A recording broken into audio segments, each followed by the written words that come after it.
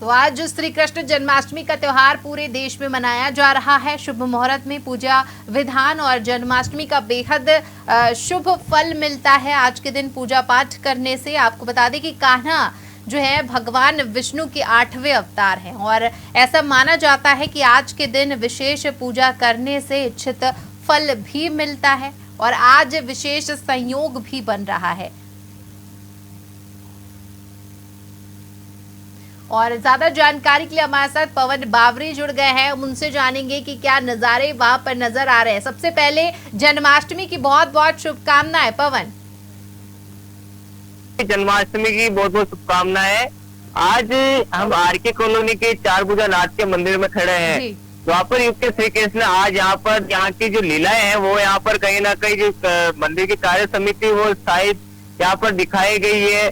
सारी लीलाएं यहाँ पर दर्शाई गई है। रास लीला की बात की जाए, यमुना नदी के उनकी लीलाओं की बात की जाए, या बात की जाए कंस को वध करने की बात की जाए, या फिर जो बकासुर का वध है उसकी बात की जाए, श्री कृष्ण की जितनी भी लीलाएं हैं वो लीलाएं यहाँ पर सीधी सीधी बताई गई है। तस्वीरों में जिस प्रकार हम दर्शक देख सकते हैं कि किस प्रकार से यहाँ पर जो अलग से सारा नजारा है वो यहाँ पर सीधा सीधा दिखाया जा सकता है।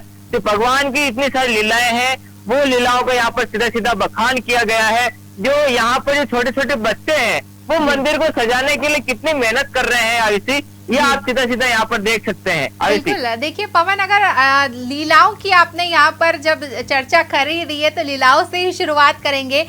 हम जब बचपन में टीवी प्रोग्राम्स देखते थे हम उसमें ही देखते आ रहे हैं कि श्री कृष्ण का जो जीवन रहा है, चाहे फिर हम उनके बाल्यकाल की बात करें या फिर बाद में जो उन्होंने जितने भी राक्षसों का वध किया उसकी बात करें, गोपियों के साथ रास रचाया उसकी बात करें, ये जो पूरा दृश्य है वो आज भी हमारी आंखों में देखने को मिलता है। जब हम श्री कृष्ण के बारे में सोचते हैं, उनका ख्याल करते हैं तो सारी लीलाएं चरितार्थ होती नजर आती है। कुछ ऐसी छवि श्री कृष्ण की है।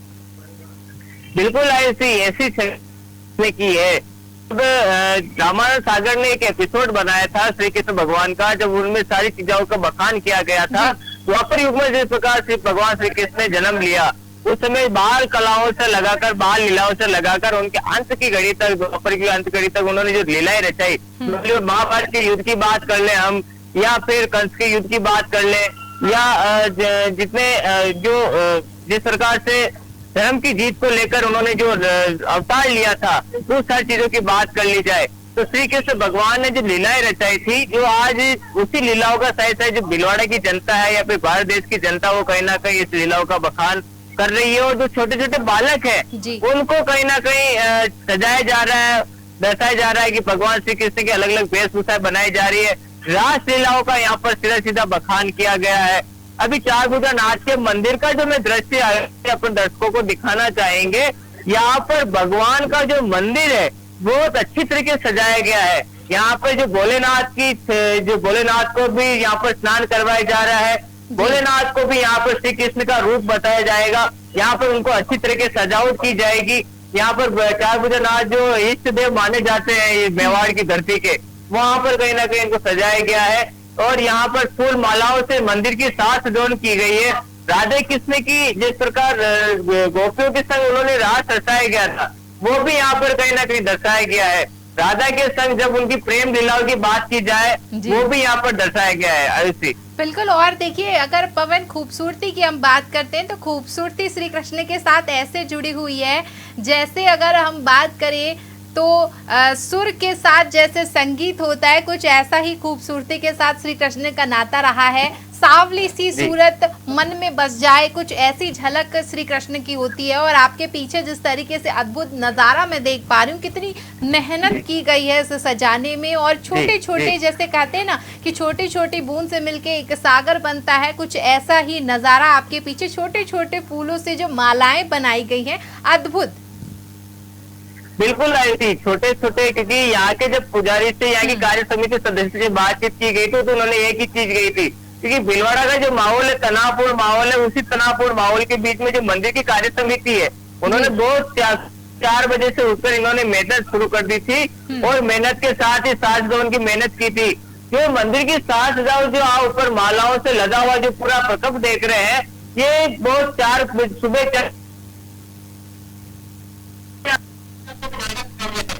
होता है कि जो छोटे छोटे बच्चों में खासा उत्साह जन्माष्टमी का बच्चों के लिए उत्साह है क्योंकि वो समझते हैं कि उसके गीताओं को बखान अलग तरीके से किया जाता है। वो कहीं ना कहीं सीखते गए हैं, बच्चे देखकर कुछ सीखते हैं, सीखने के प्रकार से देखा जा सकता है। आज की खिलौने तनाव और माहौल के बीच में इस प्रकार की तस्वीरें करने वाली है। यहाँ पे कहीं ना कहीं महिलाएं दर्शक जो यहाँ पर केवल पूजा अर्चना के साथ ये अरदास कर रहे हैं जो भारत देश का माहौल है वो तनावपूर्ण न रहे, शांतिपूर्वक रहे। श्री कृष्ण भगवान का जो जिस प्रकार से जो अवतारी पुरुष थे उन्होंने जिस प्रकार से अधर्म पर धर्म की जीत को लेकर उन्होंने महाभारत का युद्ध छेड़ा, उसके बाद जो गीता का जो पाठ सिखाया वो कहीं ना कहीं अभी भी लोगों के जद्दोजहद में है। अवश्य बिल्कुल। और देखिए अगर हम बात करें गीता की तो गीता से हमें यही सीख मिलती है कि जब जब धरती पर पाप बढ़ेगा तब भगवान अवतार जरूर लेंगे। और जिस तरीके से हम देखते हैं जब भी दुनिया में पाप बढ़ा है तब भगवान ने अवतार जरूर लिया है। और मानव जाति का जिस तरीके से संहार करने के लिए जब कोई राक्षस आया है तब भगवान ने अपना अंश लिया है और मानव जाति का कल्याण किया है। हाँ, कहीं ना कहीं ऐसी इसी को लेकर जो जिस प्रकार से धरती पे पाप बढ़ता है तो भगवान श्री कृष्ण जन्म लेते हैं। जब धर्म पर कोई चीज आती है, धर्म पर कोई बात उठती है तो भगवान श्री कृष्ण को विश्व रूप में जन्म लिए हैं। उसी प्रकार से जो जब पाप बढ़ा है तब भगवान श्री कृष्ण ने अवतारी पुरुष विष्णु भगवान ने अवतारी पुरुष में जन्म लेकर इस देश से इस दुनिया से पाप खत्म किया है। अब जिस प्रकार से जो भारत देश की जो तनावपूर्ण स्थितियां है वो कहीं ना कहीं जो लोग आ रहे हैं अरदास कर रहे भगवान से कि ये तनावपूर्ण स्थितियां खत्म हो।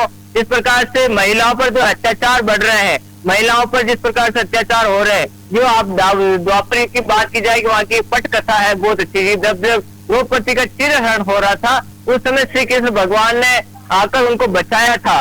उसी प्रकार से जो अभी की वर्तमान की स्थितियों को महिलाओं पर जो अत्याचार हो रहे हैं इसको बचाने के लिए कौन सामने आ रहा है? सरकारों पर भी कई बार जो कहा गया कि ये बचाएंगे, मगर इसी प्रकार से जो घटनाएं सामने आती है तो भगवान को सीधा सीधा याद किया जाता है। शायद महिलाएं आज जब भगवान के दर्शन करने के लिए आएगी तो केवल यही अरदास करेगी कि महिलाओं की सुरक्षा को लेकर भगवान को जन्म लेना चाहिए।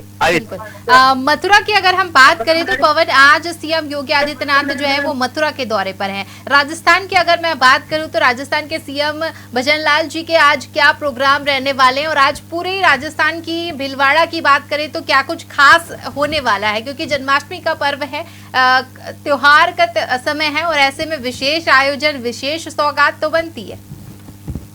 जी ऐसी क्योंकि राजस्थान हमेशा जो भक्ति भाव में हमेशा परिपूर्ण रहा है। जो आपने भजनलाल शर्मा की बात की, राजस्थान के मुख्यमंत्री भजनलाल शर्मा हमेशा जब वो प्रदेश के महामंत्री थे तब भी भक्ति भाव में लीन रहते थे और वो इसके साथ ही आज उनका अलग अलग तरीके से कोई भी कार्यक्रम है आज भी, तो अभी कोई कार्यक्रम हमारे सामने तो नहीं आया है मगर कार्यक्रम उनके भक्ति भाव के सारे हैं। अलग अलग मंदिरों में वो दर्शन करने के लिए भी जाएंगे और दर्शन के साथ ही भीलवाड़ा की जो स्थितियां है, जो जिस प्रकार से कल जो तनावपूर्ण स्थितियां हुई थी उसी को लेकर कहीं ना कहीं भय का माहौल भी भीलवाड़ा में अभी बना हुआ है। उसके साथ ही जो मंदिरों में साज सजावट की तैयारियां 2 दिन से पूर्व 2 दिन पूर्व ही चालू हो गई थी, क्योंकि श्री कृष्ण जन्माष्टमी के एक दिन पहले जिस प्रकार से गौ माता की पूछ काट कर मंदिर के सामने फेंकना एक बहुत बड़ा अपराध है, उसी को लेकर जो भीलवाड़ा कल तनावपूर्ण माहौल बना था तो उसी को लेकर जब भक्तजन ये सोच रहे थे कल जन्माष्टमी पर कैसे बनाएंगे, भीलवाड़ा बंद का जब हिंदुत्व संगठनों ने भीलवाड़ा बंद का आह्वान कर दिया था तो उसमें वो सोचते थे कि भीलवाड़ा बंद हो जाएगा तो जन्माष्टमी पर कैसे बनाएंगे। जी तो यहाँ पर जिस प्रकार से अभी भी भय का माहौल बना हुआ है, मगर उस भय के माहौल के बीच में जो भक्तगण है बहुत उत्साह पूर्वक यहाँ पर साज सजावट करे। जो छोटे छोटे बच्चे यहाँ पे मेरे पास पीछे आप गुब्बारे का यहाँ पे एक गेट बना हुआ देख सकते हैं। यहाँ पर एक छोटी तस्वीर बताना चाहूंगा, इसी बहुत सुंदर तस्वीर है जी, जो कैलाश पर्वत पे यहाँ पर सीधा सीधा ये दृश्य बताया गया है, भगवान भोलेनाथ के ऊपर सजाया गया है। थोड़ी देर में यहाँ पर जलधारा शुरू हो जाएगी। जलधारा के साथ ही यहाँ पर जो कैलाश पर्वत से जिस प्रकार भोलेनाथ को रिझाने का विष्णु भगवान की और भोलेनाथ की जिस प्रकार से मित्रता बताई जाती है उसी को यहाँ पर सीधा सीधा दर्शाया जाएगा। यहाँ पर एक शिवलिंग को श्री कृष्ण भगवान का रूप दिया यहाँ पे जो लोग हैं, जो भक्तगण है, जो यहाँ के साज सजावट करने वाले जो कार्य समिति के सदस्य है, वो कहीं ना कहीं यहाँ साज सजावट करने के लिए पूरी तरीके से जद्दोजहद कर रहे हैं। जद्दोजहद के साथ यहाँ पर अलग अलग भगवान के भोलेनाथ का भी मंदिर है, तो शायद हनुमान का मंदिर है, कथाओं के साथ द्वापर युग की उनको यहाँ पर सीधा सीधा दर्शाया जाएगा। चलिए, तो यहाँ पर पूरी जानकारी के लिए जुड़ने के लिए धन्यवाद। हमारे साथ भीलवाड़ा से पवन जुड़े हुए थे, जिन्होंने हमें बताया कि किस तरह से खूबसूरत साज सज्जा के बीच जन्माष्टमी का पर्व भीलवाड़ा में मनाया जा रहा है। बड़ी संख्या में दर्शन करने के लिए भक्त मंदिरों की ओर जा रहे हैं। आपको बता दें कि कान्हा भगवान विष्णु के 8वें अवतार हैं और पूरे देश में आज उनकी पूजा की जा रही है। उनका जन्मदिन जो है वो हर साल उमंग, उत्साह और श्रद्धा के भाव के साथ मनाया जाता है। विशेष पूजा अनुष्ठान किए जा रहे हैं पूरे देश में। देश ही नहीं बल्कि विदेशों में भी जन्माष्टमी की धूम देखने को मिल रही है।